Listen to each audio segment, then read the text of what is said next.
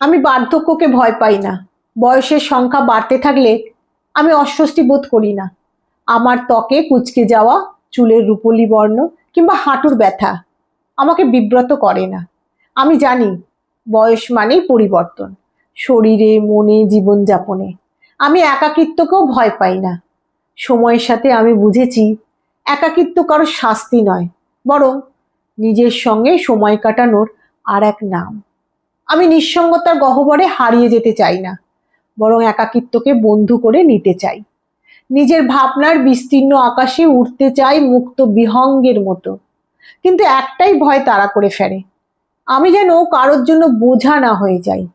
আমি যেন কারোর জন্য দায়িত্বের ভার হয়ে না দাঁড়াই।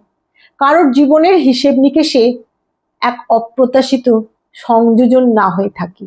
আমি চাই না কেউ আমাকে শুধুমাত্র করুণার দৃষ্টিতে দেখুক। আমি চাই না আমার দুর্বলতাকে কেউ নিজের আত্মত্যাগের গল্পে পরিণত করুক। আমি চাই না আমার বার্ধক্য কারোর কপালে চিন্তার ভাঁজ হয়ে উঠুক।